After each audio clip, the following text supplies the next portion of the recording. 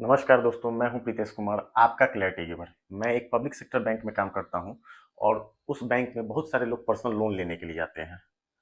Personal loan लेते वक्त किन बातों का ध्यान देना चाहिए, इस वीडियो में हम यही जानेंगे। इस वीडियो में मैं आपको सिंपल और प्रैक्टिकल लैंग्वेज में बताऊंगा कि पर्सनल लोन लेते वक्त किन बातों का आप ध्यान रखें। सबसे पहला, पर्सनल लोन लेने के लिए आपके पास एक जेन्युइन रीजन होना चाहिए। पर्सनल लोन आप अपने नीड के लिए लें, जरूरत के लिए लें, ना कि किसी लग्जरी को बाई करने के लिए। फॉर एग्जाम्पल, एप्पल फोन, किसी वैकेशन पर जाना, इन सब चीज़ों को अवॉइड करें। पर्सनल लोन इन सब चीज़ों के लिए ना लें। हाँ, मेडिकल इमरजेंसी हो, बच्चों का एजुकेशन हो, कुछ ऐसी जरूरत जो शादी वगैरह में हो जाती है, तो उनके लिए आप पर्सनल लोन ले सकते हैं। तो सबसे पहली बात है, लग्जरी को अवॉइड करें।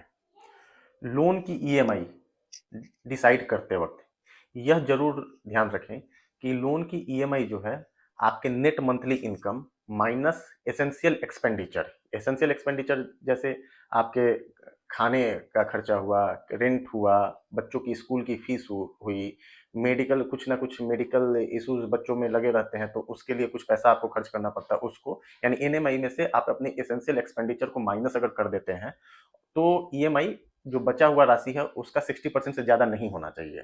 फॉर एग्जाम्पल, अगर किसी का 50,000 रुपये सैलरी है, 20,000 रुपये उसका हाउस होल्ड खर्च है, यानी वह ऐसा खर्च है जो होगा ही होगा, तो उसके पास बचता कितना है? 30,000 रुपये। तो ईएमआई ऐसा प्रयास करे कि 30,000 रुपये का 60% के आसपास रहे।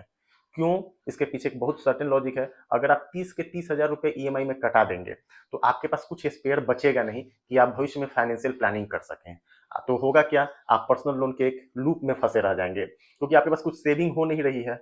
आप सेविंग होगी नहीं तो जाहिर सी बात है कि यह पर्सनल लोन चुकेगा, फिर कुछ ऐसा इंपॉर्टेंट काम आ जाएगा, फिर आपको पर्सनल लोन लेना पड़ेगा। तो इस तरीके से एक लूप में आप फंसे रहेंगे। तो आपके पास यह जरूर ध्यान रखें, खर्च निकालने के बाद, ईएमआई कटने के बाद कुछ पैसा बचा रहना चाहिए, सो दैट उसकी आप सेविंग कर पाए।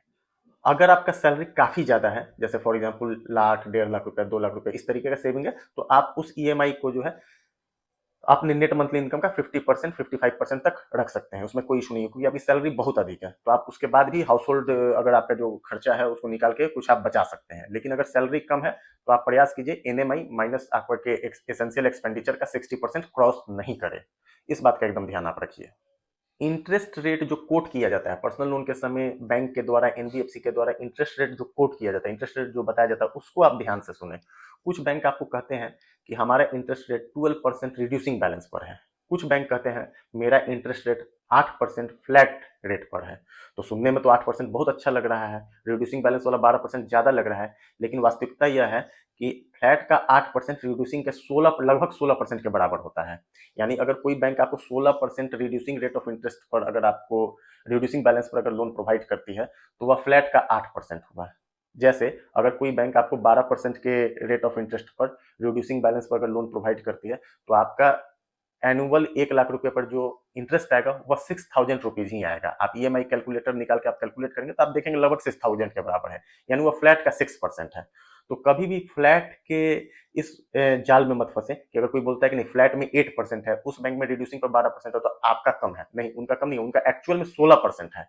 तो फ्लैट रेट ऑफ इंटरेस्ट और रिड्यूसिंग रेट ऑफ इंटरेस्ट को आप जरूर समझें और प्रयास करें कि रिड्यूसिंग वाला आप लें। रिड्यूसिंग का 12% फ्लैट के 8% से बहुत कम होता है, तो आप प्रयास करेंगे रिड्यूसिंग वाला आप लें।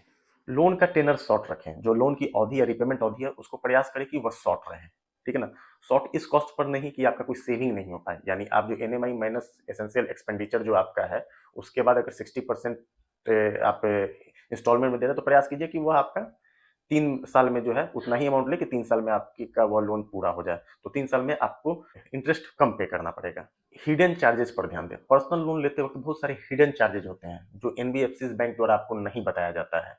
तो हिडन चार्जेस को स्पष्ट कर लें, बैंक से लोन लेते वक्त स्पष्ट कर लें, जैसे processing fee, prepayment penalty, foreclosure penalty, cheque का इंस्टॉलमेंट अगर कभी कभार बाउंस कर जाता है तो उसका कितना होगा, पेनल इंटरेस्ट, अगर इंटरेस्ट इंस्टॉलमेंट बाउंस कर जाता है तो पेनल इंटरेस्ट कितना लगेगा। इन सब चीजों को आप क्लियर कर लें। बैंकों में जब जाएंगे आप पर्सनल लोन लेंगे तो वह इंश्योरेंस को पिच करेंगे कि आप इस लोन अमाउंट को इंश्योर करा लीजिए। तो ध्यान देने योग्य बातें हैं। बैंक में बहुत सारे इंश्योरेंस ऐसे होते हैं जो वन टाइम प्रीमियम पे करने के बाद आपको जो इंश्योरेंस प्रोवाइड करते हैं वो लाइफ कवर नहीं होता है। वह जनरली हेल्थ इंश्योरेंस होता है या एक्सीडेंटल डेथ इंश्योरेंस होता है। एक्सीडेंटल डेथ में जो इंश्योरेंस मिलता है वो होता है। तो इस चीज़ को आप क्लियर कर लें कि क्या वह लाइफ यानी नॉर्मल डेथ में के केस में भी वह इंश्योरेंस मिलेगा, या सिर्फ एक्सीडेंटल में ये मिलेगा, या हेल्थ इंश्योरेंस टाइप का है उस तरीके से मिलेगा। तो आप इस चीज़ को क्लियर कर लें। अंत में अब कुछ बोनस टिप हम देना चाहेंगे, ठीक है? तो इस बोनस टिप को जरूर ध्यान में रखें। जनरली पर्सनल लोन की जब आपको नीड हो, तो एक होता है कि नीड तुरंत एकदम लेना ही लेना है, तो उस केस में तो ये एप्लीकेबल नहीं होता है, लेकिन कुछ नीड होता है जिसको डिफर कर सकते हैं, यानी बाद में भी ले सकते हैं। तो generally personal loan festive season में लें। फेस्टिव सीजन कौन सा होता है? तो बैंकों का जनरली वह दशहरे से स्टार्ट होता है और होली तक रहता है। तो इस फेस्टिव सीजन में बहुत सारे चार्जेज आपके माफ रहते हैं, जैसे प्रोसेसिंग शुल्क वगैरह माफ रहते हैं इसमें। तो आप प्रयास करें कि इसी अवधि में आप अपना पर्सनल लोन लें। सबसे लास्ट बोनस टिप क्या है?